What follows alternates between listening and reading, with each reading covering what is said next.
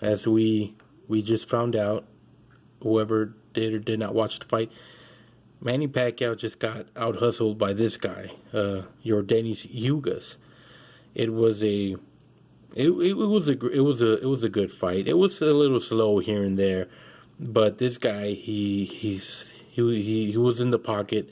He didn't run away. He maybe a few times here and there, but he established a very good jab against Pacquiao. He used his distance, and when Pacquiao wanted a brawl, he brawled with Pacquiao as well. So this guy, he's not your typical Cuban boxer that's very technical and loves to run. This guy loves to trade. You could see it in his reactions and everything. So yeah, this guy right here, he doesn't have a lot of KOs in his record, but I think he loves to play chess in there with you, and he likes to just out hustle you and make you look silly, and that's his vibe, and that's what contents this guy. That's what makes him happy. He doesn't feel the need to knock you out, but as long as he makes you look silly, then that makes him feel great, and that is what he did tonight. Last week I saw him against Porter. The fight came out in 2019, I believe, but coming to this fight, like, yeah, I got to check out this guy. I've never seen him fight. Some people say that he beat Porter, but you know what? Let's check out the fight. And yeah, he beat Porter just about the same way he beat Manny. I did see Porter being a little bit better than Manny in that fight, but nonetheless, it was pretty much the same way. He just out hustled him. He technically beat him.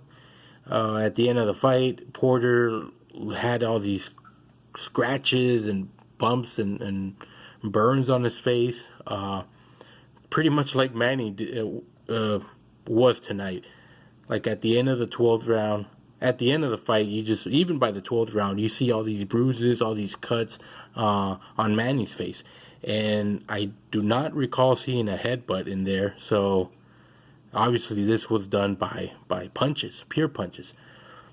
So yes, this guy, Ugas, he's still kind of, he is very technical, so to some people he's not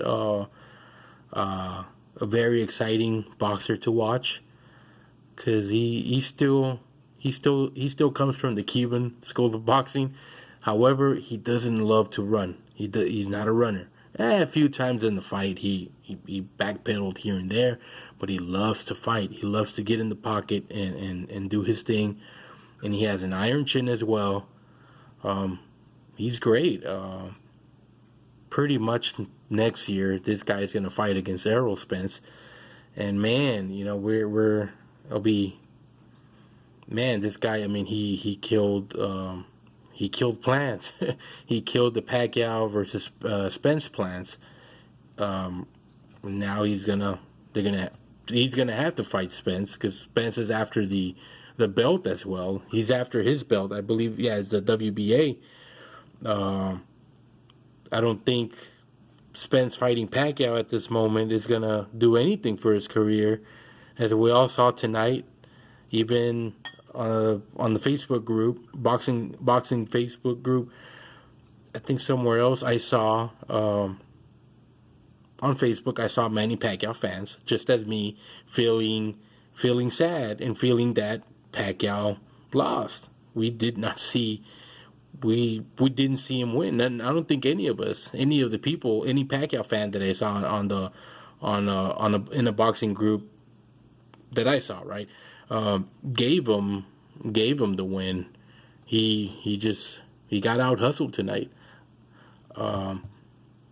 So going into Manny, was this a bad look for Manny? Yeah, at face value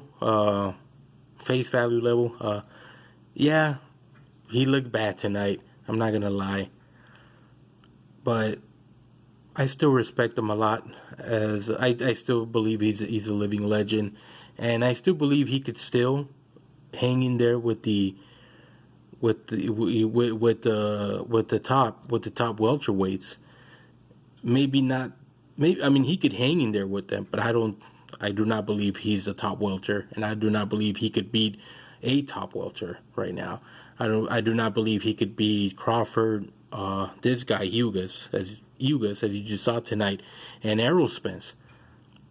Coming in before this guy stepped in for Errol, I had Pacquiao versus Spence. I had it 60 percentage wise. I think 60 to 40 in favor of Spence. So yeah, I still believe Manny can hang in there with these guys, but I just don't think he could be the man.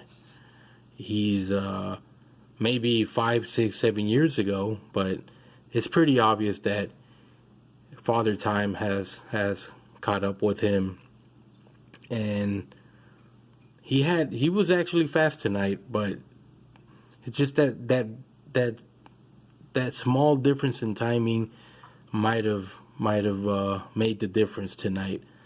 If this would have been the Pacquiao of in his mid-30s at the very least, I think he would have done something. He would have made the fight much closer. Me personally, I think I had to fight 117, 111, possibly 116, 112, but no, man, I had Ugas winning, I don't know, 8 or 9 of the other rounds. Maybe a few that he won were close, but he just outboxed the hell out of Manny. What else can I say? Yeah, it was interesting that the commentators, they were at least for the first half of the fight, they were like, well, Pacquiao's winning it, but it's a close fight, but he's winning the fight. And I think Sean Porter was the only one that was like, no, I think I have Ugas establishing that good jab, that good left jab, making the difference in the fight, controlling the fight, and this and that. But the other guys were like, they didn't. I don't think they wanted to say what was in their hearts. They didn't want to say that, oh, Pacquiao's losing, until they saw a tweet, I believe. They put a tweet like right there, like in between rounds. I think maybe in between the 7th or 8th round, if I'm not mistaken. They put a tweet in on the screen for them to read, and there was this guy that said, hey, I'm a big fan of both fighters, but but these commentators, but Manny Pacquiao's losing, and these commentators are trying to make Ugas look for any way for him to look like the loser or something. And it was a bit of that moment when you're caught with your pants down or something. So the commentators were like, well, yeah, well, by right now we do have the Ugas winning. It's still a close fight, but yeah, he's been winning, and it was just crazy. Even that's when Porter came out and said, "Yeah, I told you guys, like, hey, he's winning," and I think they're referring to Joe Goosen and I believe Brian Kenny. They're the ones that were they weren't being very truthful. Maybe because they were just doing their job.